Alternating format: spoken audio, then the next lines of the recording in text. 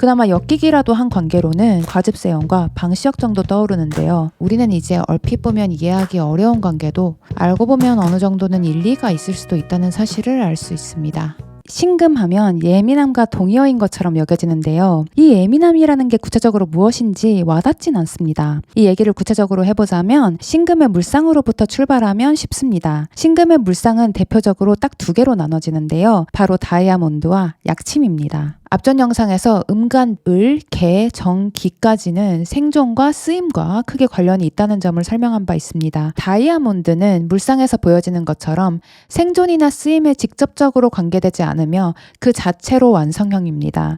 다만 약침으로서 쓰임을 갖는 특이한 지점이 있습니다.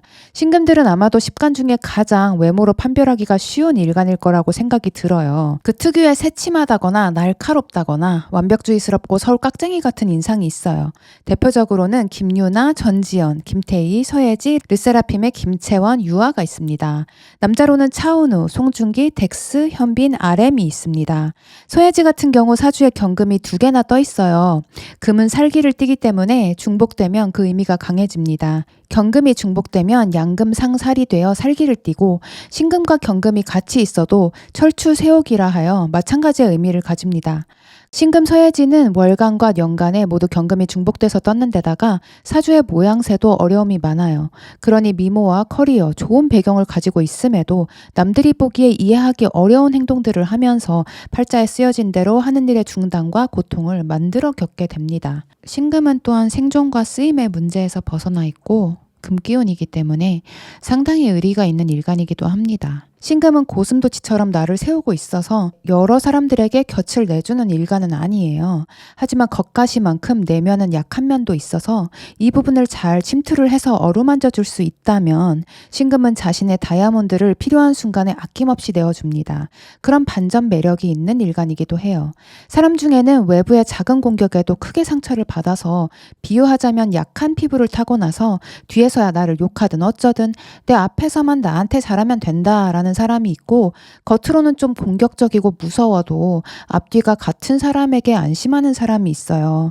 전자의 사람들은 겉으로 드러난 고슴도치 같은 신금의 날카로운 면이 힘들 것이고 후자의 사람은 오히려 앞뒤가 같은 신금에게 신뢰를 느낄 수 있죠. 다만 약침의 물상으로 넘어가 보자면 약침이라는 거는 한의원에서 쓰는 그 가느다란 침을 말하는데요. 가느다란 만큼 필요한 부분에 그것이 아무리 작은 틈이라도 파고들 수가 있습니다. 그래서 이것이 남들이 못 보는 면을 발견하는 지능과 능력적인 면에 있어서 탁월함을 발휘할 수 있지만 또 한편으로는 남의 단점도 그만큼 잘 보기 때문에 신금들은 타일간에 비해서 정말 적절한 상대를 만나지 못하면 결혼 생활을 유지하기가 좀 더 어려운 면이 있어요.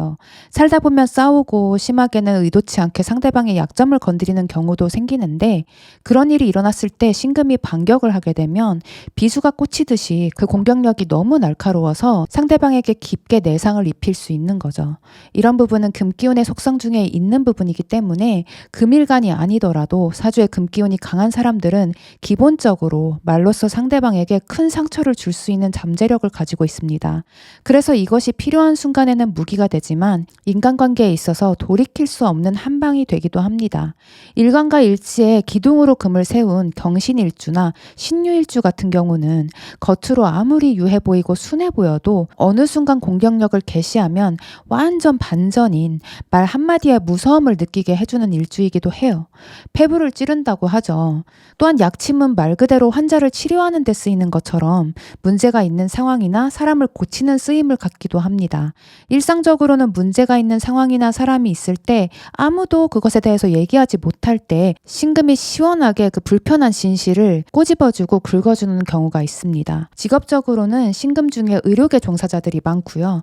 의사나 한의사가 되면 이미 일간을 직업으로 잘 풀었다고 볼 수 있겠죠. 또한 신금들이 세상과 인류에 관심을 가지고 문제를 고치고자 한다면 어떨까요?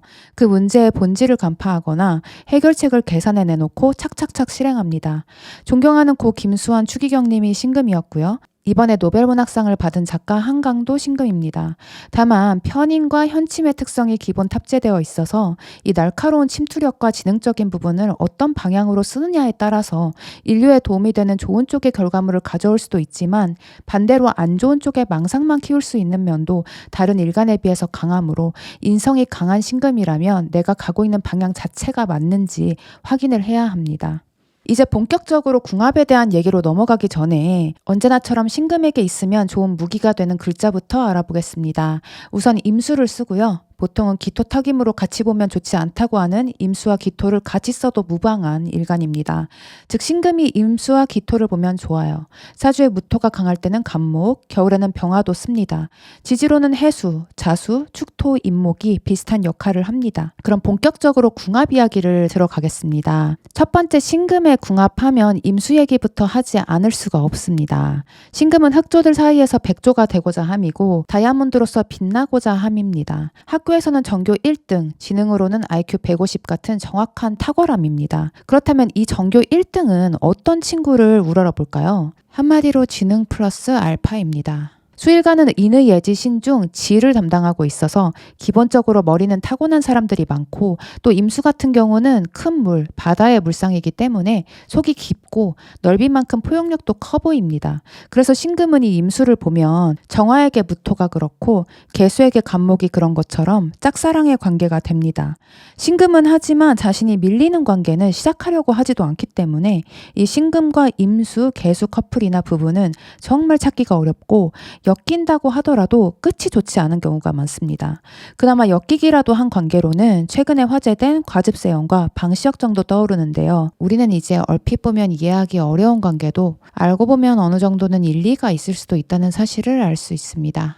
무토편에서 말씀드렸듯이 무토는 신금에게 매력을 느끼지만 신금 입장에서 무토는 사주적으로도 필요한 경우가 매우 적고 대부분은 토다외금이라고 해서 무토가 많아지면 신금을 땅속에 묻어버리는 것처럼 될 수 있어서 신금 입장에서는 나를 좋아해주고 알아주는 건 고마운데 딱히 도움이 된다고 못 느끼거나 부담스럽게 느낄 수 있습니다. 하지만 또한 무토는 신금의 뾰족함을 무던하게 받아줄 수 있는 일간이기도 해서 크게 별일 없으면 한번 맺어진 관계가 끝까지 가기도 합니다. 무토인 아오이 유우가 선택한 남자가 신금이었고 신금 전지현은 실물을 보면 전지현보다 더 눈에 띈다는 무토 최준혁과 결혼했습니다. 안정환과 이혜원도 무토 신금 부부예요. 한강과 그 남편 같은 경우도 신금 무토 부부인데 이혼했습니다. 기토와 신금 같은 경우는 사주적으로는 무토와 달리 기토는 신금을 적절히 생해줄 수 있기 때문에 좋게 보는데요. 궁합적으로는 기토가 신금의 깔끔한 성격을 좋아하기 때문에 남자 쪽이 기토이고 이 남자가 신금 여자의 뾰족한 면을 받아줄 수 있는 넉넉함이 있다면 좋은 관계가 됩니다. 김태희와 비 그리고 송일국과 판사인 부인이 신금 기토 부부입니다. 간목은 신금과 가장 많이 엮이는 일간이에요. 간목편에서 구체적으로 말씀드린 바가 있는데요. 보통은 금이 목을 극하는 것이 맞지만 신금의 바늘은 간목을 해하지 못하므로 이성으로 만났을 때 신금의 날카로운 면이 무뎌지고 간목은 신금의 금극목에 매력을 느낍니다. 둘 다 십간 중에 유의한 현침 일간이므로 내재된 예민함을 이해하는 면도 있고요.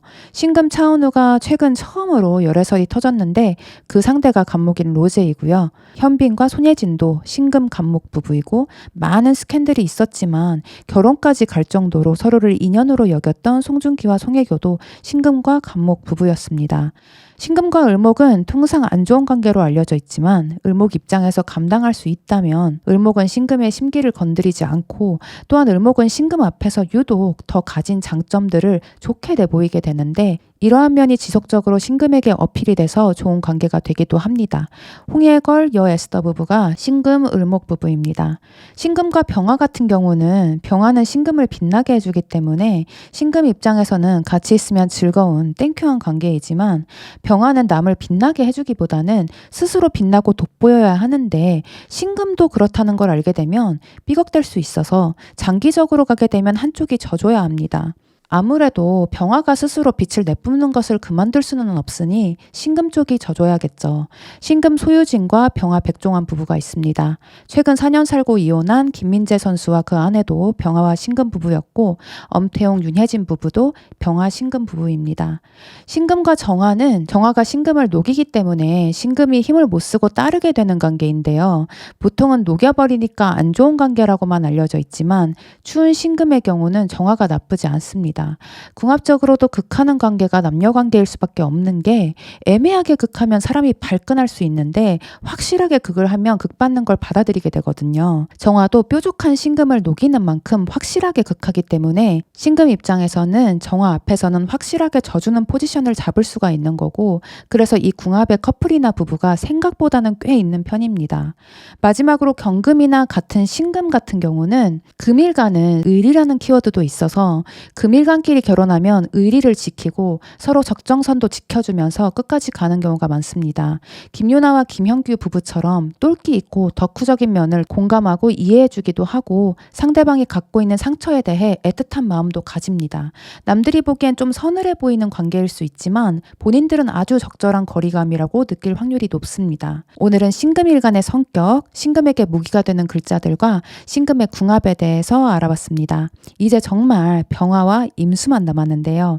다음 편은 요청이 더 많았던 병화편 가보겠습니다.